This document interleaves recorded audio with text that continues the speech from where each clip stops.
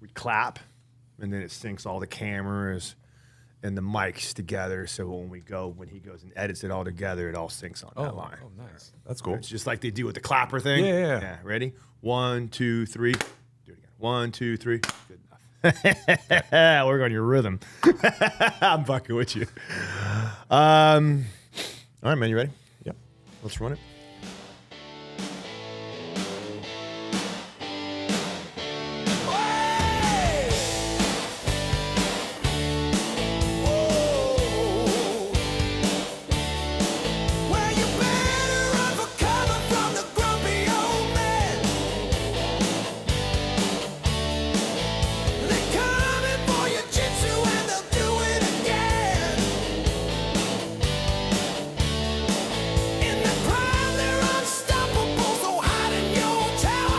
Am I officially old then? I'm in the old man.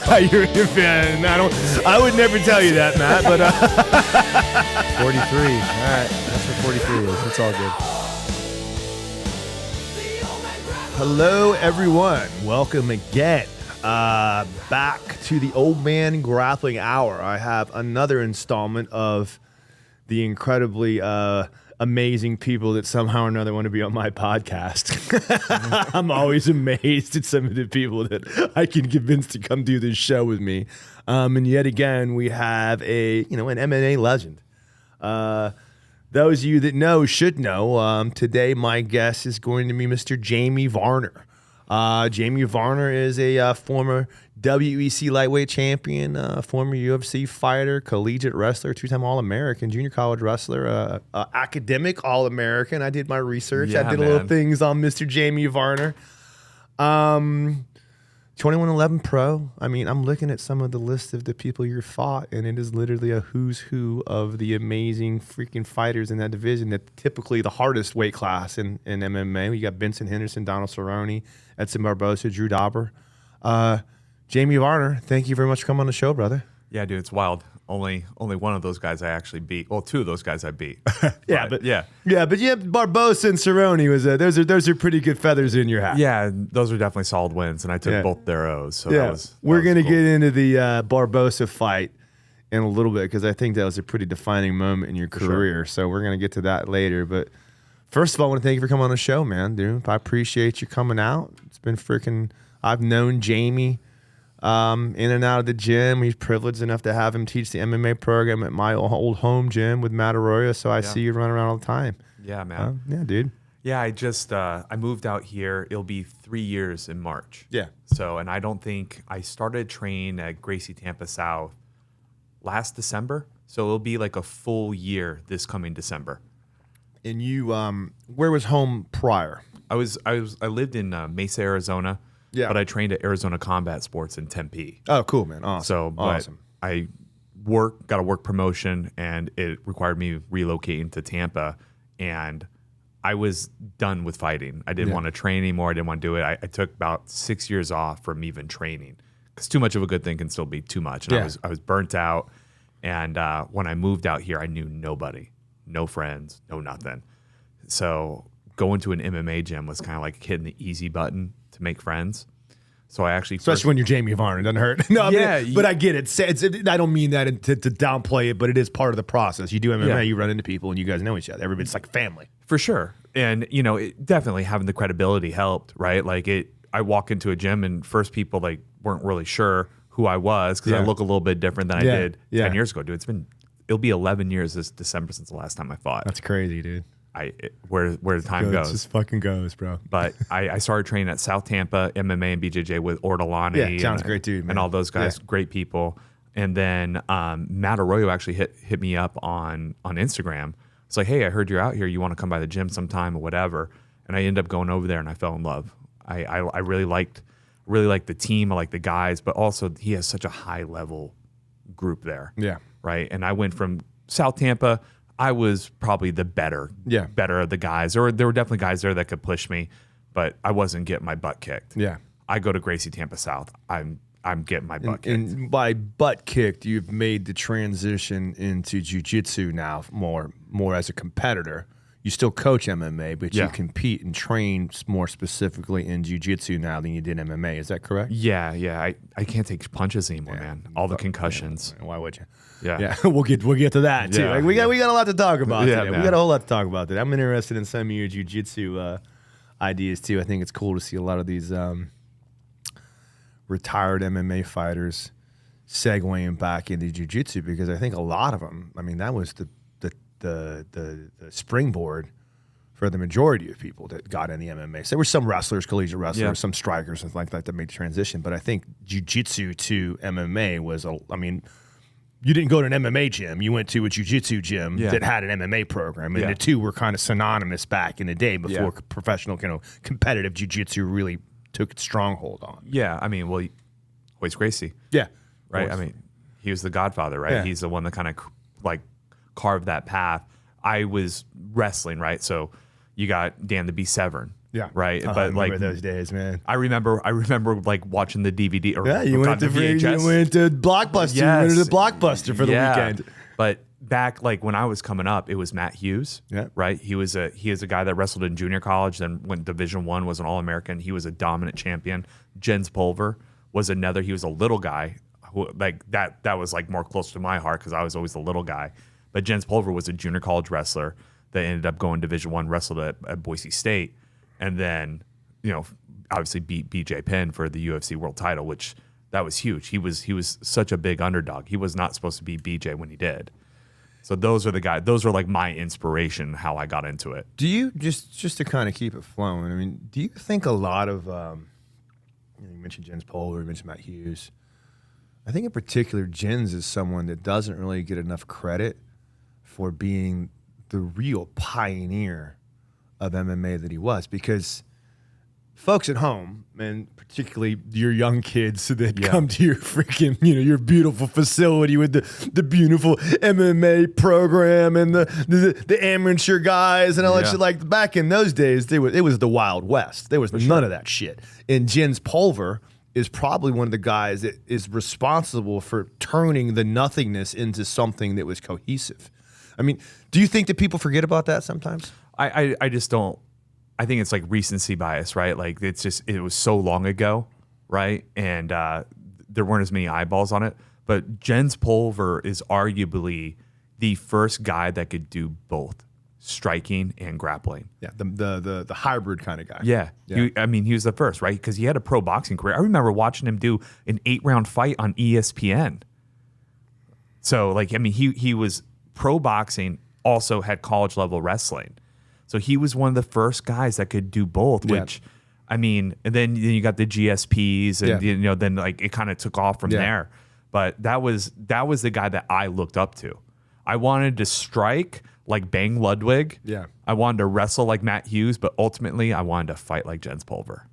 That's awesome, man. And Pat Miletich is another one that kind of that created that craziness. Miletich fighting systems. Yeah, that's literally I get those two confused. I was probably thinking about Miletich when I was talking about Jens Pulver, but he was there. Same. Yeah, Miletich's the same thing, man. Like, these guys, I think a lot of times with the modern jiu-jitsu world, and I like what you said. What'd you say? Recency bias. Recency bias. I like that terminology a lot. The writer in you is showing out. I like that turn of phrase. Tell us a little bit about those old days, because I know you. For those of you that don't remember, because I remember. I can remember watching the old WECs. It used to come on right after Tough. You'd have the Ultimate Fighter on Spike, and then WEC would come on, and you'd stay up till 2 o'clock in the morning watching old WEC fights with Donna Cerrone, the bad boys of Uriah Faber, and Diaz, and they're not Diaz. Who was it? Diaz was in the old WEC. So Diaz fought before it got acquired by Zuffa. He fought Hermes Franca. That's crazy. In WEC, that was out of like Lemoore, California. Right. Tachi Palace. They would fight in that casino reservation.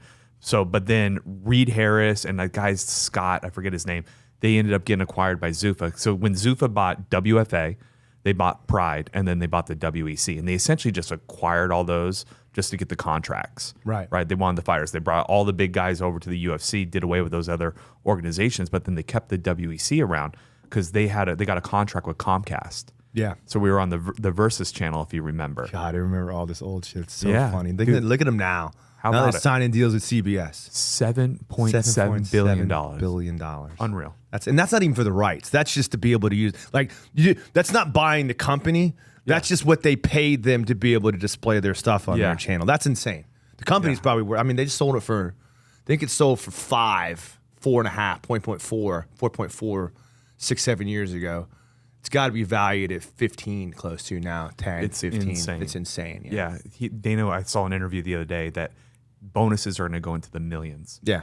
Dude, yeah. that's how I made most of my money. Yeah. I lost more fights in the UFC Right. and the WEC and under Zuba than I won, but I had a lot of bonuses, Yeah, man. the And that's performance how I made bonuses all are my huge. money. Right. But I couldn't imagine getting $1 million bonus. That would have been life-changing. Yeah, and that's the other side of the dark side of this fighting, which we'll get to in a little bit later. I want to start talking a little bit about your when you did some fighter advocacy stuff. You talked about getting unionized with fighters and helping fighters out post the cage to start to live a valuable life, which I see that you do. But let's not jump ahead. I want to stick with some of the WEC stuff. Particularly, we kind of talked a little bit about, we touched on it for a second, about how back in the old days, and particularly WEC days, we still hadn't gotten to the world where you needed to have a complete game. Like, you could be just a striker, Yeah. or just a jiu-jitsu guy, or just a wrestler, and for the most part still be okay. And I think that in the modern game, unless you are an outlier, elite of the elite, Alex Pereira. Yeah. You know what I mean? We talk about maybe, Ben Askren wrestling wise. Some of these guys that are just, I'm trying to make the comparison to someone that makes that same analogy for wrestling. Ryan Hall. Ryan Hall. Yeah. But Ryan Hall is also learning to change his game up. The point of it is that back in those days, you could get away with that shit. The game has changed since then, man. Big time. And, thank God I'm out now. Yeah. I remember seeing kids in the gym, back when I was training, taking the kids class, that were doing striking, they were doing kickboxing, they were doing jiu-jitsu, and they were also wrestling. Then they were like wrestling in high school. Now these kids are going to be black belts in jiu-jitsu. They're going to be K1 level at 18, 19 years old, right? Coming out to go fight, to be professional and fighters. then also Division I All-American wrestlers. They're going to have it all. Yeah. Like Bo Nickel. Yeah. I'm not exactly like excited about how he handled his last fight. And, the way he comes across, and that could be just for show, gimmick, or whatever. But he's got high-level jiu-jitsu, great wrestling, and dude, he knocks people out. Yeah. And he's got confidence too. Confidence in his striking, which it took me fighting Rob McCullough to finally get confidence in my striking. Yeah. So yeah, it just goes to show you a lot too that high level people are going to excel no matter what if they put the hard work in. They're going to figure out a way to do things. It's just the learning curve is a little bit harder when people are punching you in the face. It's a lot easier to get better at your guard passing or your butterfly guard in jiu-jitsu, because worst case scenario, somebody passes your guard and submits you. But when you're working on your stand-up, your Muay Thai in an MMA cage, and you're not really a Muay Thai guy, it sucks because you get punched in the fucking face. There ain't nothing in the world like getting punched in the face. Nothing at all like that at all. Well, also the coaching has gotten significantly better, because you got to think about it. Back in the day, you were taught what you knew, right? You taught what you knew, which you were probably a grappler or you were probably a striker. I would think like Miletich fighting systems, Pat Miletich, he had a good combination of both. He was a good wrestler, and he also developed some pretty good striking. So that gym could do a little bit of both, right? They had some guys like Roy Markham, Jens Pulver, we talked about. But then you also had guys like Matt Hughes. Like, he didn't strike with anybody. He took everybody down and smashed them. But the level of coaching has gotten significantly better. Right. Yeah. Like, you got guys that know jiu-jitsu, that are black belts in jiu-jitsu, but then also had professional or amateur boxing careers. MMA, and I used to talk about this a lot, but now you don't even have to have the conversation. Like, MMA has become a martial art unto itself. It's no longer mixed martial arts, a combination of everything. MMA is a particular skill set that is of its own. If you want to be an MMA fighter, you better learn MMA. Now, you learn it by doing all the particular elements of it one by one. That's my opinion of it anyway. But like, the idea is you better learn MMA or you're not really a fighter. Yeah, it was like wrestling. You had guys that were like really good on top. They could like leg riders or riders, and then you had guys that are really good at takedowns. Like MMA, you got to be good off your back. You got to be good on top. You got to be good on your feet, and you got to have wrestling. At least wrestling defense. Yeah. You got to be able to at least dictate whether the fight stays up on your feet or goes down to the ground. Yeah. You know what I mean? So it's definitely evolved. And again, I'm glad I'm out. Yeah. Like I watch these fights now, and I'm seeing these kids getting elbowed and kicked and taken down, and then just their guard passes and all these like leg locks now. Yeah. Dude, remember back in the day, game. you were a pariah if you went for a leg lock. You would get ran out of the gym. Yeah. That is the game. Now, if you don't know, you don't know. And dude. When you watch, I talked with Matt about this the other day, and I have this conversation with people all the time, and they start to say, well, there's no place for leg locks in MMA. It just gets you punched in the face. There's no place for this for MMA. It just punch you. I'm like, well, I mean, you're starting to see that dynamic level of the modern Jiu Jitsu game start to show up in MMA fights because these kids know it and they've been training for a very long time. And at the most case, you don't have to ever go back for a leg lock. That's true. But if you don't know leg locks and you're in a fight and someone goes down for one and you think you're just going to punch that guy in the face, like, good luck. It's different. And like also they were talking leg locks back in the day was just a straight ankle lock. Right. We fall back to your Paul back. Harris would heel hook you, and that was the only guys out there. But anyway, he was able to use his leg locks and honey hole and stuff to keep guys away so he didn't get punched, turning their hips. Yeah. So, I mean, it's evolved, but it is a major part of the game. There was just a heavyweight. I saw a video recently. Guy had the back. Rolled through from the back. Yeah, rolled through for that little M&R back roll about the back leg and stuff. Yeah, man. Yeah, dude. It's crazy. That easily could have happened to me. Yeah. And I would have lost. Yeah, you know? Exactly.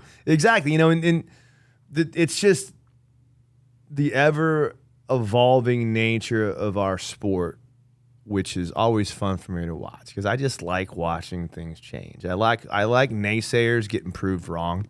Yeah. There's nothing in my life that I enjoy because I like being proved wrong myself. One of my favorite things as a coach, one of my favorite phrases is I can talk to somebody that wants to be a professional fighter, competitor, this and that, and I can pretty much figure out in the first 30 seconds, minute of that conversation whether or not they're really going to do what they say they're going to do. Yeah. But I tell you what, there's nothing in the world I like more than when people prove me wrong. Like, I love that guy. I'm like, all right, that guy ain't going to be shit. But when he proves me wrong and he shows up and does all the things I didn't think he was going to do, even though I'm pretty sure he's not going to, I love it. Right? I love seeing people say leg locks are stupid. And all of a sudden, guess what? Now we're doing leg locks. Yeah, well, there's no mastery in MMA. Right. Like, there's always going to be stuff you can work on. There's always going to be stuff you can get better at. It's always going to be evolving. There is no black belt in MMA. And even though, like, as you know, you get your black belt, your journey is just starting. You're starting, man. Yeah. You're back to being a white belt. Yeah. You know what I mean? Yeah. So, and you got a huge target on your back. 100%. Yeah. But there's just levels to the black belt. Yeah. Right? You've rolled with great ones. Yeah. That's like, that submit you pretty quickly. Then you go with the other ones. You're like, hold on, what? What? Yeah.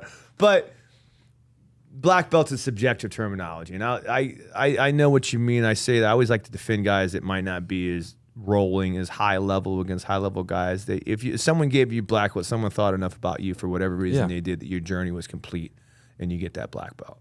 That's my opinion on it. But you're absolutely right. There are some people out there that are like, fuck this guy. I'm a brown.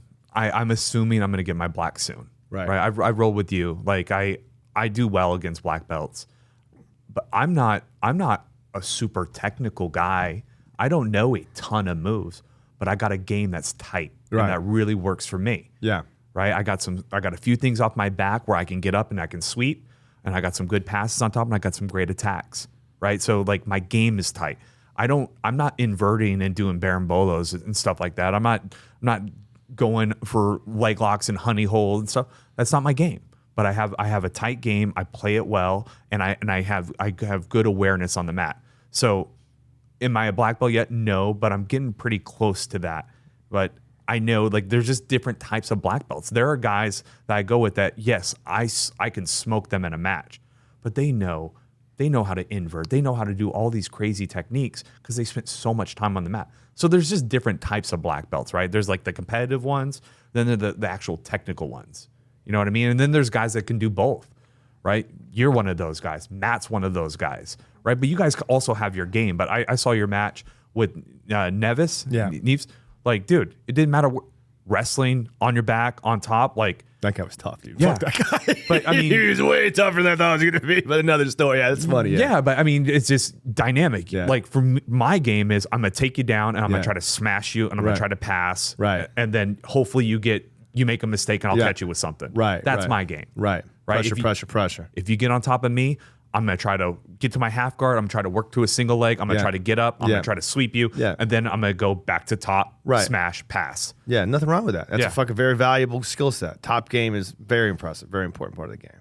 Well, and also, like, for me fighting, I want to punch motherfuckers in the face, exactly, right? exactly. So I can't do that from bottom. I have this conversation a lot, and I don't care what any black belt says. Like, if you're I talk about Jiu Jitsu as what its form was eventually created for, which is always going to be martial arts self-defense, 100% across the board. And I don't care about the sport Jiu Jitsu versus Jiu Jitsu self-defense debate, because I think that's stupid. If you're training sport Jiu Jitsu, you're still going to beat the shit out of like 99% of the people in the world, because people are stupid. They don't know what the fuck they're doing. Yeah. You're still getting a skill set. The point I'm making is that I know a lot of black belts that will tell you, if I have someone in my guard, like, I'm winning that exchange. And I'm like, you kind of are, until you fuck up and run into a guy like Jamie Varner, or a CrossFit dude that's going to be able to posture up and throw bam punches down on your face because you can't break their posture down long enough. And maybe you're going to get a triangle eventually, but you're going to get 3 or 4 shots to the fucking face. You want to be on top. Yeah. Across 100%. 1,000%. I always tell my people, if you're in guard, you're losing. Get up on top. Control from the top position, because now you get gravity on your side. You know, I mean, what about just you lock somebody up in your close guard? They just stand up with you and just slam you to the ground. Exactly. You hit the back of your head. You can't protect that. Exactly. You know? Exactly. And it doesn't take someone with technical skills. It just takes a gorilla. It just takes a gorilla. Yeah. Man, a lot of guys I know that think jiu-jitsu, they get their blue belt, their pro belt in jiu-jitsu, and they start thinking they're invincible. Like, I worked in the real world, and I used to throw gorillas out of bars all the time. And my least favorite guy to fight was that yoked up CrossFit dude that's drunk out of his mind with probably a freaking TRT needle hanging out of his freaking asshole on Trin or whatever the hell they're taking, and having to be like, shit, I'm probably going to beat this dude's ass, but I ain't really excited about it. You're on your back to try to sweep him, get on top. 100%. I am not trying to armbar you and have you slam me on my head. I'm not trying to triangle you and have you slam me on my head. I'm going to sweep you, I'm going to get on top, and then I'm going to choke you. So let's kind of talk a little bit more about that, those early days. I know the WEC and prior to that were what we kind of consider to be the formative years of jiu-jitsu. And we talked a second about how, you know, these new guys, they get the luxury of having an amateur events and all these other things where they kind of like slowly feed you up the ranks. And did you have amateur fights when you were fighting? Dude, it was so different back in my day. Yeah, that's to the point I'm trying to get to. Yeah, that the answer is no, right? Yeah, we had SureDog. That was a website. SureDog, I remember that right? too. And my first 5 fights, 6 fights, I had no idea who I was fighting. You just showed up. You showed up, you made weight, and it's like, okay, you guys are close in size if you're within 10 pounds. That's crazy. That was it, man. Matt told me about that not too long ago. His second fight in the RFC. And this was even a little bit past that. This was probably maybe right around the same area. But he was in the room and his guy didn't make weight. And like they were like, oh shit, my guy didn't make weight. Does anybody want to fight Matt Brown? Before anybody knew who Matt Brown happened to be in the audience, and he ends up fighting Matt Brown. They're just like, hey, Matt, what are you weighing, Matt? You want to fight Matt Arroyo tomorrow night? And Matt was like, dude, I want to fight. And that's the way it was back. Could you imagine that today? There's never in a million years would that happen. No, dude, and it's sad, but on a pro card. Yeah, I coach guys that wouldn't do that. Yeah. That wouldn't step up to that challenge. Now, I also coach guys that would, right? But there's a couple guys that stick out in my mind that they wouldn't do it. It's a different world now. And the point back then, and I just wrote a good article about this not too long ago, is that, sometimes you have to. So people don't realize that about this sport, particularly back in those old days. Like when you're when you give an opportunity, like no one wants to hear your bullshit. Do you want it or not? If you don't, okay, that's you. But just because for whatever reason you think you might have lost, you think this and that, like you missed out on an opportunity to shine either because you weren't prepared or you're a pussy. You know? And that's the reality of it, man. Dude, my first fight was in 2003, I was a senior in high school. I had my very first cage fight. I showed up, had no idea. I ended up fighting a guy that was 3-3. I was debut. I was an 18-year-old kid, couldn't grow a mustache, but they put me against a man, and they thought I was going to lose. They were trying to help this guy out. I ended up winning. Yeah. But again, it was just a different time. You either wanted to do it or you didn't. I just wanted to do it to say I did it. Yeah. I did not know that one fight, that 15 years later, what it would turn into. It's funny you say that, because did anyone have any idea back in those days that there was something bigger ahead? Was UFC even that big of a drawing pool to make the idea of becoming a professional MMA fighter worth it? I think it was, for me, like I had the college wrestling and high school wrestling, then I ended up wrestling in college. So for me, it was just athletics. It was a way for me to kind of continue on my athletic career. But it was never something like where I thought I was going to have a house on a hill and a Bentley in the driveway. Was there? I mean, I know you can't speak for other people. Was there even the fleeting idea that was a possibility for anyone at that time? I think that was the goal for some people. I think that was the goal for some people. But it wasn't my original goal. Right. It wasn't until I lost my first fight that I'm like, you know what? I want to see my goals changed. Yeah. I wanted to be a pro, and essentially my first fight was a pro fight because that's how it was back then. You just didn't get paid. Yeah, you had the same same rules. Pro. Yeah, maybe they gave you a hotel room. Right, yeah, $100. Yeah, right. So my first fight, no money. My last fight that summer in 2003, before I went off to my freshman year of college, I got paid $100. That was my first pro fight. Awesome. It's so fucking amazing. But the rules were the same. Yeah. You could get the shit kicked out of you. Yeah. We didn't wear, there were no shin pads. There were no headgear. There was no bigger gloves. Yeah. You remember the Harbinger weightlifting gloves? You cut out the bar. That's crazy. And then you'd walk out and you fight somebody with those things. Yeah. It was wild back then. That's crazy, dude. Yeah. But I mean, it wasn't on my radar until I lost a fight, which I lost my second fight ever to a college wrestler. And I was watching Matt Hughes and Jens Pulver. I'm like, you know what? It lit a fire in me. I'm like, I want to make it to the UFC someday. Yeah. And then that became my goal. Yeah. So tell me about how the WEC started calling. How'd you get involved in that? So I had my first fight in the UFC. I fought Hermes Franca on 3 weeks notice. Spencer Fisher was supposed to have that fight, and Spencer got hurt. Yeah. And so they called my trainer down in Arizona and like, hey, we need a 155 pounder to fight Hermes in 2 weeks. So that's WEC or UFC? No, UFC. Okay, so tell me back it up a little bit, because tell me about the WEC. I might have missed. So I did UFC first. Oh, so you did? Okay, cool, perfect. Yeah. All right, cool. I'm sorry. You're right. I apologize. Yeah. You're right. UFC first. I had 2 fights in the UFC, and then that's when they acquired to get Rampage, Nogueira, and all those guys. They acquired WFA, WEC, and Pride. So they made that acquisition. They got rid of the other 2 organizations, and they kept.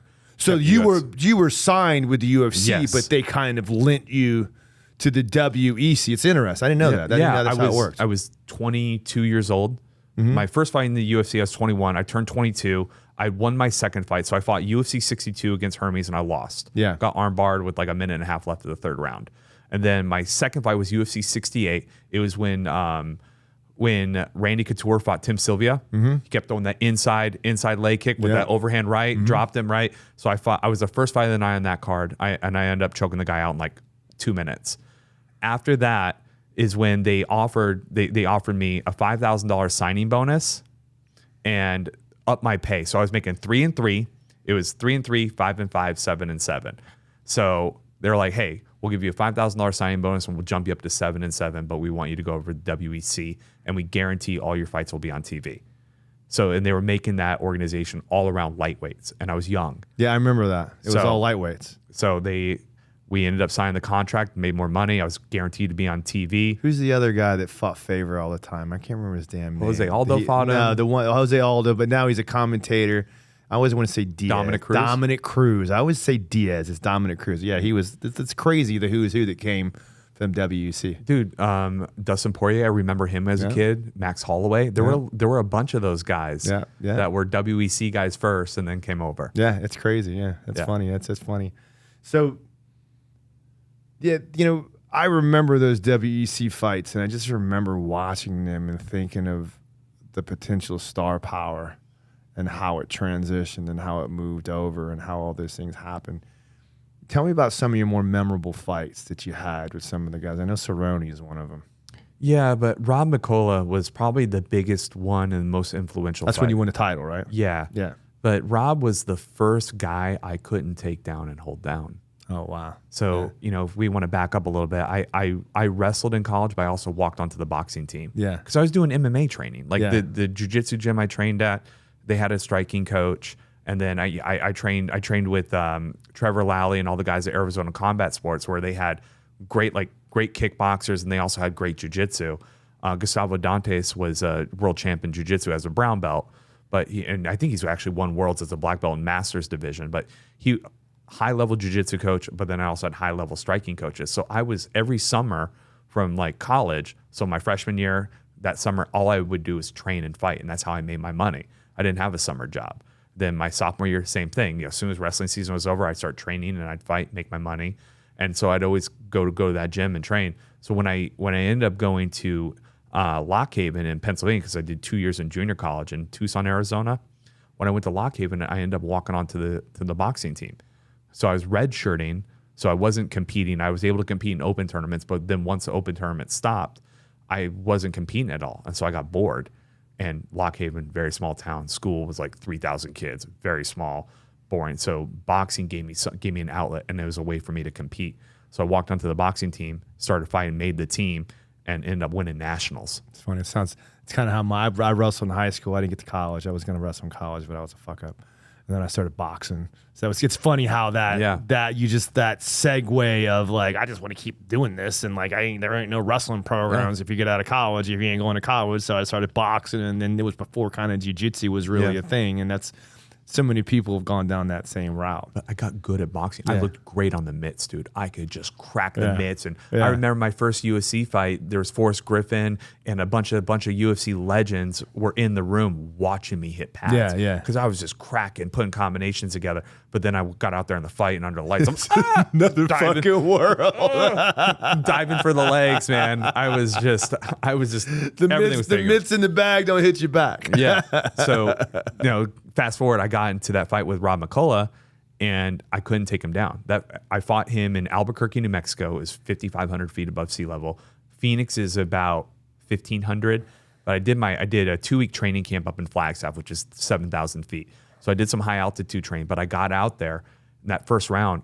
I took him down a couple times, but I couldn't hold him down. And I was gassed trying to take him down and hold him down. And I remember coming back to my corner after that first round, and I was sitting down, I had my head down.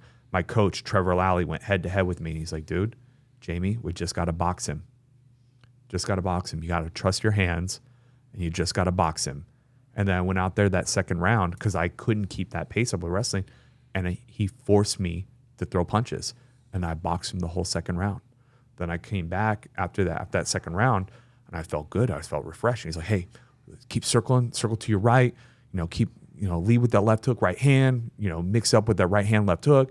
You're beating him up. You won that round. So we're up 2 rounds to none. And then that third round, go out there, start walking forward, finding my rhythm, got into my groove. And I put a 2-3-2 together, cross hook cross, and that last cross landed. Boom, Tim Berg down he goes. Won my world title. That's awesome, brother. That fight forced me to grow. Yeah. And then after that, then I was down to stand up with anybody and everybody. And I started looking for the knockouts. But that metaphor in life is so big for so many different levels. And you can talk about fighting, we can talk about some other shit too. It's like, if you put yourself in situations where you have to grow. I mean, it's a huge metaphor for that, because it's not just life. I mean, it's an actual person trying to beat the shit out of you. Yeah. You know what I mean? Your best attribute isn't working. So guess what? You better figure out how to use something else that you've worked on. And you got to pivot. You either live or you die. Yeah. And at that point, you learn a little lesson about yourself, and it changed yourself, man. Dude, it was the biggest moment for growth. And so, I don't know if Rob likes me or doesn't like me, but I'm grateful for him because he definitely changed my life and my career. Yeah. And because of him, I was able to have confidence to strike with anybody. Yeah. I got a lot of bonuses that way. May not have won a lot of fights. Yeah. Could have definitely won more fights if I chose to wrestle. Yeah, but it kept you in the game. It did. Yeah. And that's something that, one of your calls to fame, and one of the things that people talk about you and remember it as, is you were an exciting fighter. Yeah. Like you went out there and you fucking laid it on the line. You got things done, and which kept you viable as a fighter. Do you think sometimes young fighters, and we're talking about Jiu Jitsu fighters and MMA fighters, do you think they forget that, yeah, you want to win, but this is also the entertainment business? Yeah, man, I do. And especially you see a lot of those guys that are coming over from Dagestan and Russia, those places. And then, yeah, I mean, you see it from a lot of different people, but I don't think they understand the importance of putting on a show and actually fighting. Yeah. Sometimes you just got to bite down your mouthpiece and you got to step into the fucking fray. Yeah. You got to step into the fray, and you just got to accept that I could go down, but at least I'm going to go down on my sword. Yeah. Like I'm going to go down fighting. And there are guys that I coach. I tell them, sometimes you just got to say fuck it, and you got to step in, and you just got to throw, and you got to just hope for the best. Is there a level of pride and almost internal mischievous gratification that you get from saying, it's on now, I'm putting myself in that fire, and the fear and everything's inside of me, and I'm afraid, but I don't care, I'm going to do it anyway, and we're going to see who the better man is? I mean, for me, it wasn't even a thought. It just, like, I can't lose. Yeah. I don't want to get beat up. I don't want to get humiliated in front of millions of people that are watching. So if I'm going to go down, I'm going to go down in a blaze of glory, and I just would throw. Yeah. And there were a lot of times it didn't work out. Yeah. But there were those times where it did. And you sure as fuck kept getting calls back. Yeah, man. Yeah, for sure. That's fucking awesome, man. It's fucking great, man. This is such a good show, man. I'm super excited about having you on, dude. It's so cool to talk to people, because it's, I've talked to a lot of people. A lot of people say those things, and it's true. I can say those things. I've done some cool things, but I've never done things as cool as like that. I've never been like, in the cage in front of, 50,000 fans and then another million people watching, or whatever's watching on the television, and still being able to live that. It's cool to see people that have actually lived on that level, and understanding that the feelings that I get when I go compete are the same that you get. Like, I don't want to embarrass myself. I ain't losing. Fuck that guy, bro. You ain't taking my shit. Sorry, homie. Oh, dude. It's that fear. It's that fear of the unknown, but it's the fear of just being humiliated. But ultimately, it's that fear of just proving yourself right, that you aren't enough, that you're not good enough. Here's a good question I like to ask my guys. I asked Matt this the other day. Are you a love to win guy or a hate to lose guy? Hate to lose. Yeah, I think so too. Yeah. I think about the highs I get from winning versus the lows I get from losing. Yeah. And the lows I get from losing are way worse. That's one of the reasons why I don't like competing anymore, because when I lose, the only thing I can think about is going to compete again. The only thing I think about is how am I getting that L off my record. And it'll haunt me. Like, I'll lose sleep. It'll ruin my life for the next 3 months. I freak out before competition. My last grappling match was guy. He's still actually an active fighter, but anyways, he's a black belt from Brazil. And dude, I was so nervous training for that fight, training for that grappling match, and even against Nevis, super nervous.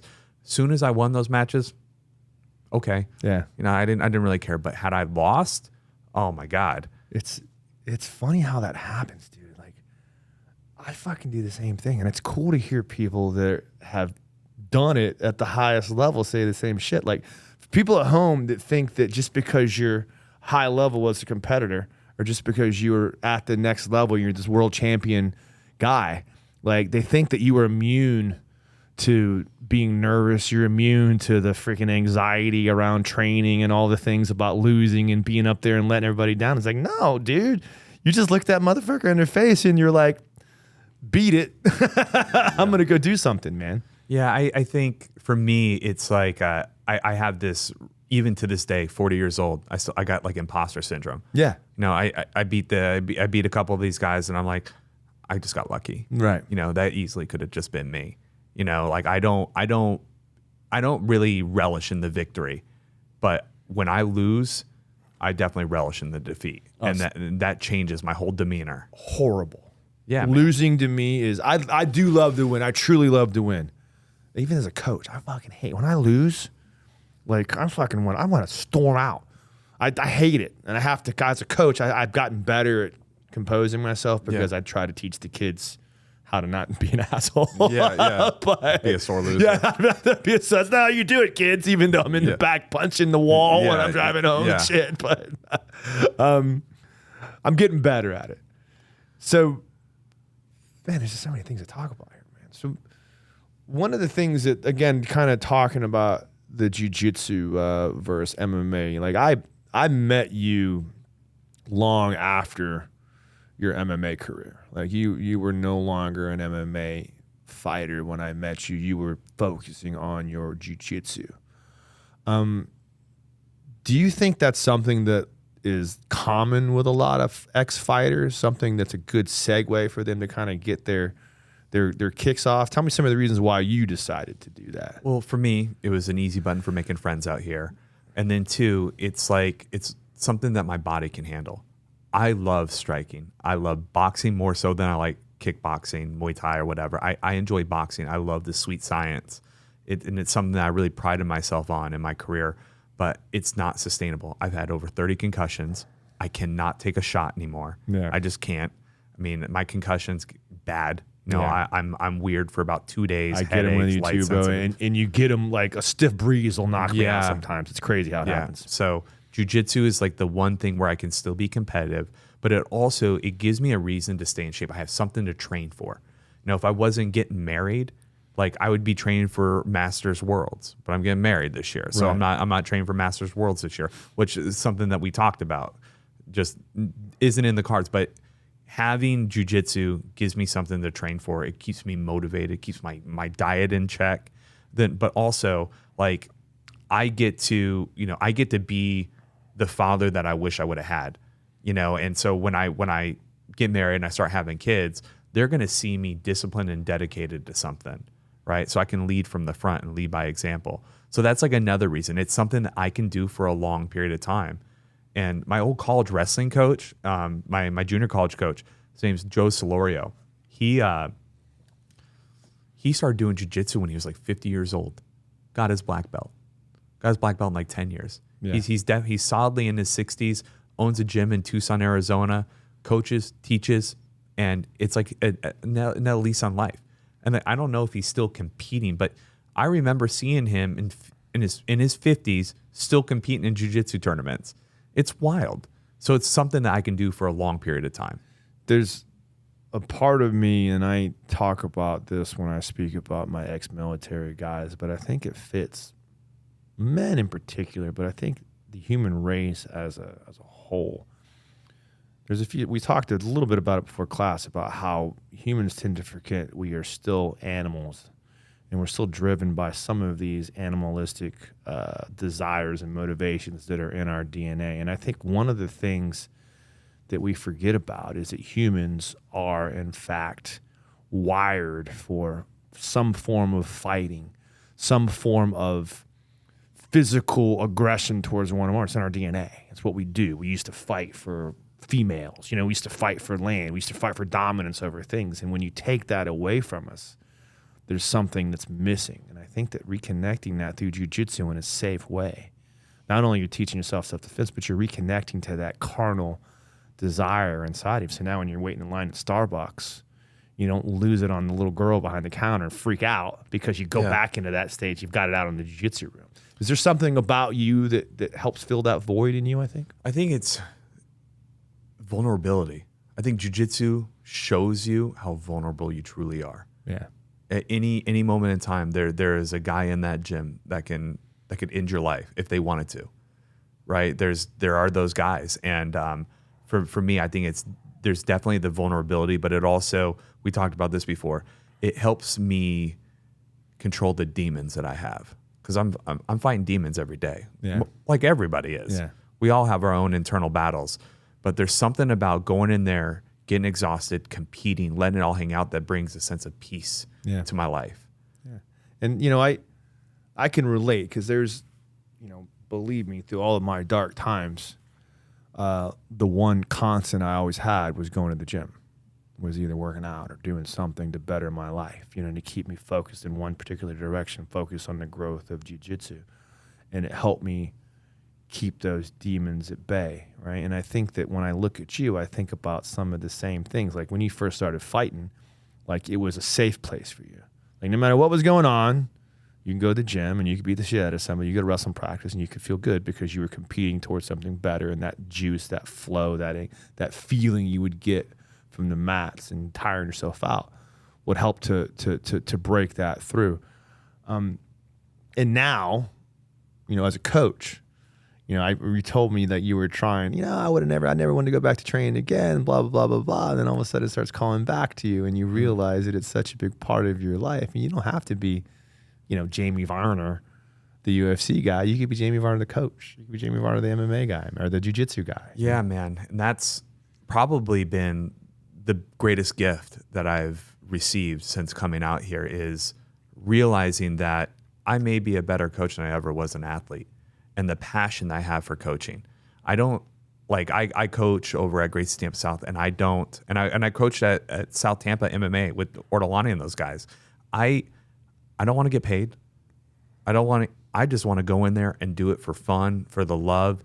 And for me, it fills my cup up, man. Being able to see these guys have these goals, to, you know, have the discipline to go through a training camp, the diet, the weight cut, and then to make it to the event and fight. And whether it's win or lose, I'm proud of them, right? But when I see them win, dude, there's no better feeling that I get. It's dude, the best. Better than any win I've ever had in my life. It's incredible how amazing that feeling is when you know, and you don't get any credit. You don't give a fuck. You know what I mean? But you know how happy you are that dude did, and you looked at him and you challenged him, and he fucking did it, man. Yeah, it's beautiful, and it sucks because it doesn't suck. I have a full-time job. Like I work a lot. I'm coaching 1 day a week, 2 days a week, but every Friday I'm running that MMA practice. And so, but these guys they're training on their own with their other instructors, right? They're going to Gracie Pack and working with Billy. You know, they bounce around, do their thing. But that one day a week where I can help them put it together, I can give them my insight and share things with them. And when I see them use it, like Ali just had a fight last weekend, and we were working righty versus southpaw. We were working on the calf kick, called the calf killer, and he started throwing that in the first round. Next thing you know, there's a giant hematoma on Lucas Leroux's leg, on his right leg, and then the guy wasn't able to bounce around. He stopped moving. Dead leg now. Yep, that foot was super flat, and then guess what? Takedowns were so much easier. Yep. And I know that that's something that I showed him. Yeah. And just those little things, man, that just pass on those little pieces of knowledge are like great. A proud dad. 100%. You don't need a call out. You don't need a recognition. You just know. You just you know, even if he doesn't know. Oh, I mean, you know. Yeah, you know what? Here, I've done enough. I don't need it. Yeah, I don't need it. I cool love feeling, seeing man. their hand get raised. That's a cool feeling, man. So, moving right along. So, I want to kind of segue a little bit because I want to get back into the coaching angle, because there's a bit of a paradox sometimes with coaching, because this is something I think a lot of coaches come down to, and something me in particular when we talk about, you know, the dangers of an MMA career, combat athletic career, you know, concussion problems, you know, shit that comes after the fight, things that have not yet really reared their ugly head because we're not really there yet, but we're starting to see it. Like, I see some guys, I won't give names, that I run into, that I've known, that I've introduced myself to 4 or 5 times, that I've known have been lifelong fighters. And I came up in boxing like yourself. So I was in a room with the old guys that just didn't make it. Yeah. And you see them kind of like muttering, and their faces are all fucking mangled, and they can't really talk, and they're working bullshit security jobs because they can't do anything else, or maybe not working at all. Yeah. I know you were interested in doing some active advocacy work, helping to unionize fighters, helping to get fighters on a good path. And, you know, I know you are a smart, intelligent person that found your way post-fighting. You got a good career that pays you well. When you talk about training new fighters, and when you talk about the idea of a new guy coming into your room, tell me some of the ways you justify knowing what could possibly happen, the end game of that, and how we talk about how we go in there and feel good about coaching these fighters. Because I don't mean it to sound as negative as it is, because I know there's a joy to it. Yeah. But I also have the same problem sometimes when There's I see some inherent kid. risk. Yeah, the inherent risk. Go ahead, Tom. I'm gonna quit talking. Tell me about what you think. Yeah, man. I have been so fortunate that I haven't seen anybody get paralyzed. Yeah. You know, none of the guys that I've coached, none of my athletes have ever truly gotten hurt. Right. But with that said, I haven't seen a guy die. Yeah. In my gym. I was 2 weeks out from my fight with Gleason Tebow. It was in Milwaukee, and one of my sparring partners, his name was Sam Young. He was a southpaw. Gleason Tebow was a southpaw, but this Sam Young was a aspiring MMA fighter, but he's a pro boxer. But he gave me good rounds. Would come in and do MMA, and I would just force myself to strike with him. I wouldn't try to take him down, but he was my first and my third round, and then I had other guys come in on my second and fourth round. So after the third round, he got out. I had my last guy come in, and then he was sit on the boxing ring, and I remember coming out and telling him, "Hey, dude, you know, good stuff tonight. You know, maybe next time, you know, you can take me down or something." Because I think he tried taking me down. I just joked with him, and he's like, "Yeah, maybe next time, whatever." And then he got up into the ring with my boxing coach, and was going to do a couple of 3-minute rounds boxing, and they asked me, "Hey, Jamie, can you reset the clock for us?" So walking across the gym, heading towards the locker room, and I hit the button, the reset, the big red button on top of the clock. And as soon as I heard the bell ring, I heard a crash onto the mat. Just a boom. And then, "Oh, yo. And I turn around and I see this guy I see Sam just laying there on the mat, like essentially lifeless. Wasn't even shaking, wasn't even moving. Like, "Call 911. So I run up to the front. I call 911, and luckily our front desk guy was a paramedic. So he went back. I'm calling 911. I tell him the address, get 911 there. I go back, and he's doing chest compressions. And I'm sitting there, and he had to go do something, so I started doing chest compressions. And it seemed like just within a couple minutes, there was the fire department there. And they hooked him up. They put all the defibrillator stuff on him, like patched on him to shock him back into rhythm. They put mask on him, trying to force air down his lungs or down his throat, and they took him off they took him off. Like, it was, I mean, everything happened so fast. And then I end up going to the hospital, and as soon as I got to the hospital, they pronounced him dead. He blew a valve in his heart just randomly, and dude, that was the roughest thing I'd ever gone through in my life. I can only imagine. He was my friend. Yeah, blaming yourself. Like, what did I do wrong? Did I do something in the round? I can only imagine. No idea. I had no idea. But I was his last sparring round, because he sat out to watch me, and he also he was like a coach too. Like, "Hey, keep your hands up," that type of stuff. He was like cheering me on for that last round. So we sparred. He cheered me on for that last round, and then he was going to go do some boxing rounds with our boxing coach.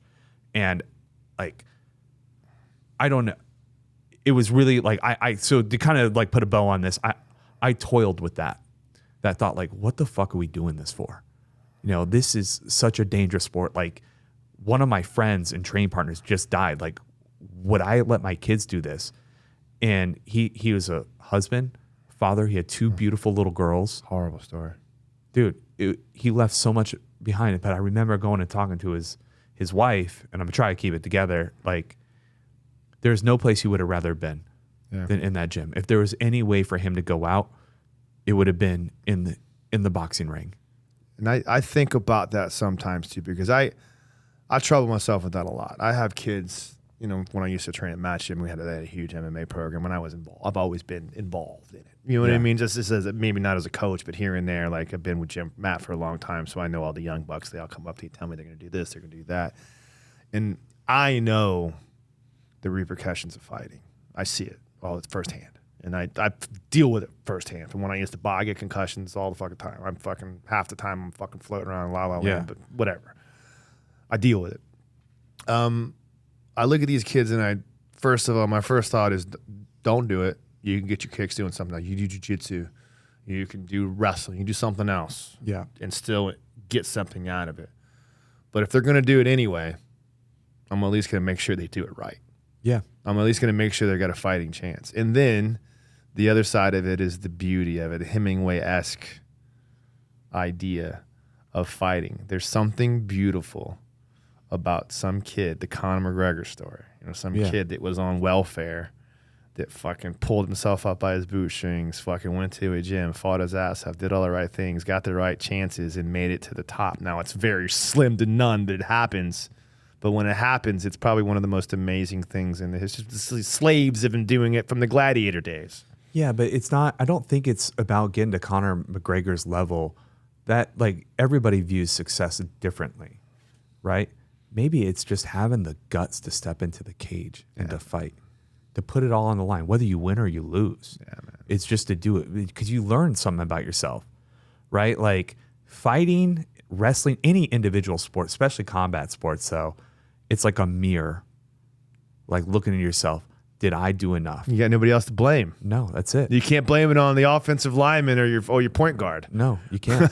You got nobody else to point the blame at. It's, I think what we do, and this is what all good coaches do, we learn from our mistakes and we try to teach our guys so they can avoid the mistakes. One of the things I did really wrong is I was sparring 3 and 4 days a week, hard as fuck, with bigger guys. Sparring with CB Dollaway, Carlos Condit, Ryan Bader, Steve Steinbeiss, Ray Steinbeiss. Those are both like K1 level kickboxers and strikers. Fought in Bodog. One of them fought in the UFC. I fought with high level guys and I trained with them. And I would every Monday, Wednesday, Friday, and then Saturday. Like I would go home with headaches every night. Like the old like spaghetti westerns where the waves, like it looks like heat waves, right? Off in the distance. Like I would go home and I'd be driving, I'd be seeing that. And that was 3-4 days a week. I didn't know that those were concussions. Yeah. I had no idea. Yeah. That was a different world back then. Oh, yeah. How many times did you spar and you felt sick after? Every time. Pretty much, yeah. I just go home, you go home, drink a beer, you fucking smoke some pot, you watch some TV, and then guess what? You just go spar the next day, and eventually it kind of works its way out, I guess. So we don't do that. I don't do that. We spar no more than 2 times a week, and then when they're a week out from their fight, they're flowing. They're doing flow sparring. They're touching. They're just touching and going through their stuff, and they're having success in every position. I put them in a bad position, you're going to get out. But your partner's going to be a good partner. He's going to let you get out. Yeah. Right? You're having success. So those are things that I didn't put that winning mindset in their brain as they're coming in their game time. You don't need, again, like Max Holloway has said it, but you don't need to, how to fight. Right, you don't need to spar every day to prove that you're tough enough or whatever. And that was the old school mentality. That was that old boxing. You just beat the shit out of each other. That was it. You beat yourself up every freaking day. The only way to get ready for a fight is to get into fights. Yeah, and that's that mindset. Gratefully, that whole mindset has changed dramatically across all forms. Yeah. We're starting to see like smarter training where guys like, look, bro, like I know now. There are times when you have to recreate that, especially the young kids. You got to get them know what they're getting themselves into, and you got to spar hard in the room. You got to get after it and let them know what's happening. Like get a little fucking work in here in the room, but don't leave it in the training room. As you get older, like yourself, like me, like I'm training for something, I'm going to put the hard rounds in, but I know that I don't need to prove myself how tough I am. Yeah, but you don't need to do it. You don't need to spar 3 days a week, especially with little gloves. No. And we were sparring sometimes with little gloves 2 and 3 times a week and trying to knock each other out. Yeah. Because that was it, man. Like, I wanted to drop everybody I sparred with. Yeah. I didn't give a fuck about them. I wanted the glory to be the king of the gym. So I wanted to knock motherfuckers out. So I went after them, and they went after me too. Now it's definitely different, and I try to promote. We are here for our team to make everybody better. Yeah. It's not about you, right? And you gotta take you out of it. Like this sport is. You're only as good as your training partner. If you got training partners that are trying to hurt you, if you got training partners that are cheering against you because you're an asshole in the gym, like that doesn't help you. That hurts you, right? So I try to at least during my class, we take care of each other. There are no TKOs in my class, in my gym. You don't get on top of somebody and beat their face in. You get on top of them, you can land some punches. I want you working for a submission. That's it. You go with somebody that's a lower level than you, right? You don't. That's not like a green light to go fuck somebody up. No, you work on your weaknesses. Go southpaw. Work on your jab. Work on your hook. Work on your kicks. Work on something different. Don't do the things that you know are going to work and have success, because that's just being a fucking bully. Yeah. You know what I mean? True. So many guys do that on so many different levels. If you're getting them, because what's going to happen is what's going to happen with you with Robert Murdoch. What was his name? You're going to get to a fight, and you're going to the one you won a title. Yeah, against, Rob McCullough. Rob McCullough. You're going to get to Rob McCullough, and your go-to isn't going to work. And what are you going to have? Nothing, because you didn't work on anything else. Yeah, but no one's going to have sympathy for you because you were an asshole. Yes, nobody cares. You're Yeah. right. You're absolutely right. One thing. This is such a. People at home, this is one of the biggest things I've learned in life, the secrets of success. And it's something that people lose track of so much in life. Don't be a piece of shit. Like, you get so much out of life just being a good dude. Like, just be a good person. Like, when people say, hey, can you help me? You know, some people don't are overdoing it or whatever. But like, be helpful to people. Be nice. Build good communications. Build good relationships with people, and they will want to work with you. And then you got to work your ass off. Well, just remember, it's not all about you. Yeah. And that was something, because I've been that asshole, man. Everything was about me. I was selfish. I was self-centered. I was insecure. I was all the negative adjectives. I've been that guy. But I learned, my very first manager agent, his name is Jason Janae. He told me that you see all the same people on your way to the top that you do back down to the bottom. Yeah. So it's very important to build bridges and not to burn them down. That's it, and I man. can't tell you how many times I just fucking napalm those bridges. But as I've gotten older, I've been able to, like, dude, by being kind to people, you never know where you'll see those people Never again. know. And it's good. You feel good about it. You do. You do something good for somebody. You make somebody smile. You say a nice thing about somebody. You have a positive interaction with somebody. Yeah. You feel like when you're a dick to them, you feel like a dick too. Like, be a good person. Yeah.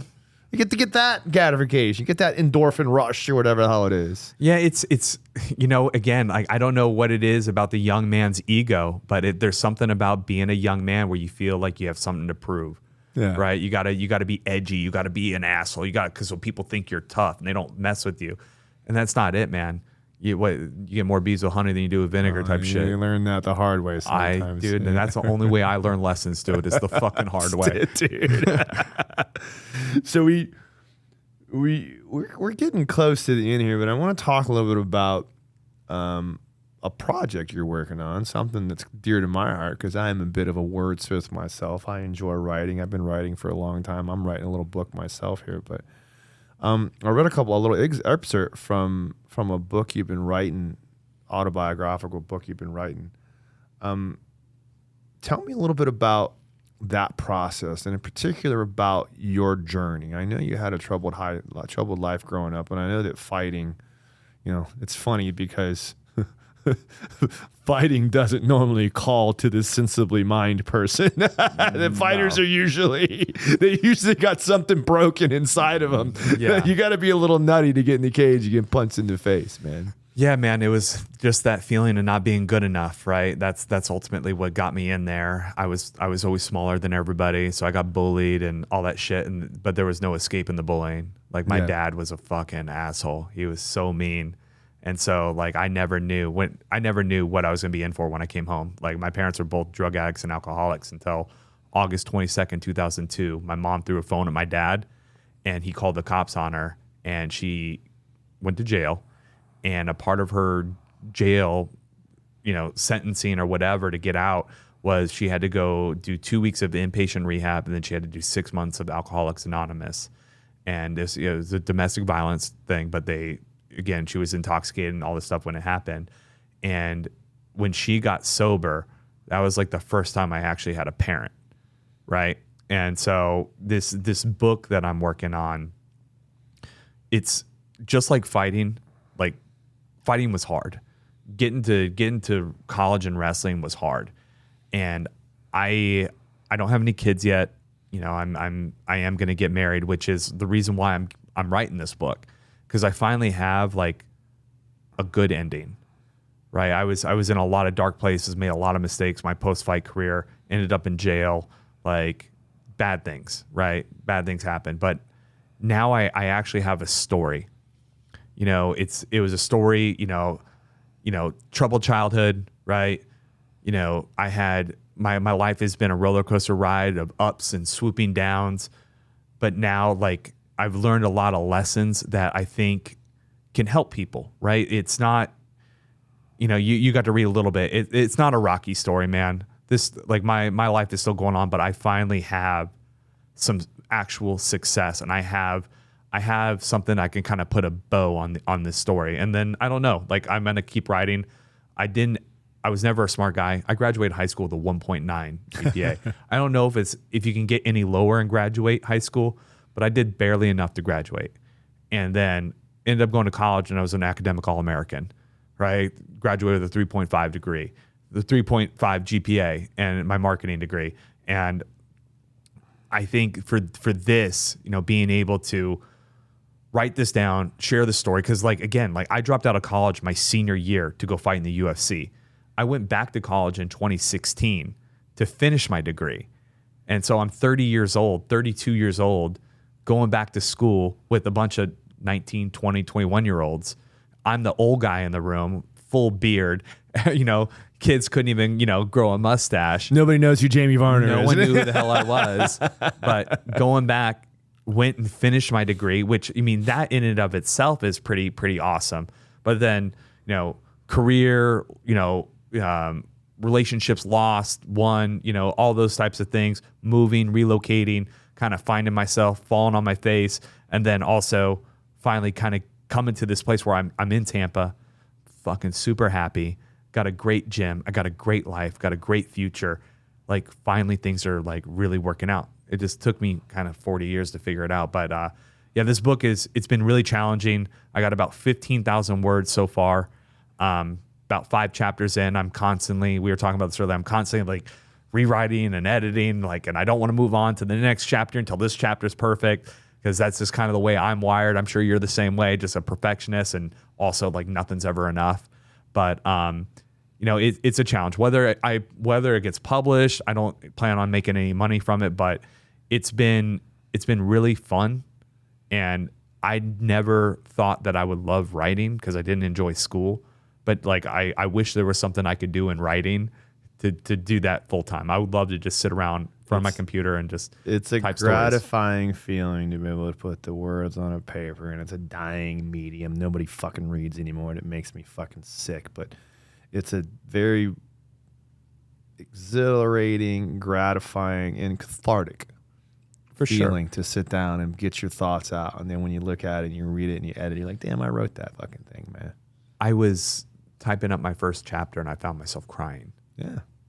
Just telling stories and stuff. Do you ever, I know you're working on a project too. You ever find tears? Oh, all the time, man. Yeah. You go back, it's particularly when you go back into a traumatic past and you think about things that you haven't really thought about. And when you're writing it, you're actually not just writing it down. You have to go revisit it, and not just revisit, you have to kind of think about it from the outside looking in. Then also put yourself in it too. Putting yourself back in it again. Go back and revisit all those painful moments, and then think about it from not just the experience of it, but someone that's watching the movie that is your life. And it's pretty weird and definitely emotional. It's fuck, that was so fucked up. Yeah, man. I can't But the cool thing about remembering them, particularly from a place where you're at now, is you realize no matter how bad it was, you went from there to here. And there's a very amazing feeling when you think about, you know what, dude? I survived all that shit. Because I can't tell you, we don't have to trade stories, but I've had some pretty fucked up shit too. I've led a crazy fucking life for a while. Yeah. And there are a lot of times I got to end up dead or in prison. And somehow, and I know a lot of my friends that did. Yep. And somehow or another, I made it through all of that and came out on the other side. And one of the things that my mantra is, and I'm sure it's yours too, is I didn't go through all that shit for nothing.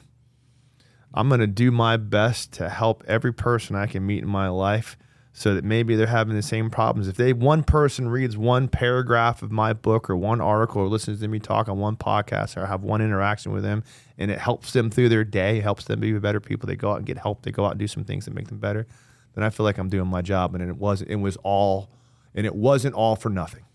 If I had to take the pain, take the beatings and all that shit to become this person, I would do it again. There's this saying, things don't happen to you, they happen for you. it just took me 40 years to realize. Yeah, man. Well, fucking Jamie, dude, son of a bitch, bro. If that wasn't an amazing fucking podcast, dude. Like, really fucking, like, not only are you a incredible freaking icon of the sport that should be acknowledged more, you're just a fucking awesome, intelligent, smart guy. This was such a fun conversation. I love hearing your insights, and I was blown away by what you wrote. It's really good. Like, really, really good, man. Hopefully, I get you to crank me an article out here and there. I'll throw it up on my website, man. Yeah, man. We will. Whatever you want to think about, bro. You just send it to me. I'll fucking do all the work. Okay. Don't worry about it, I'm man. in.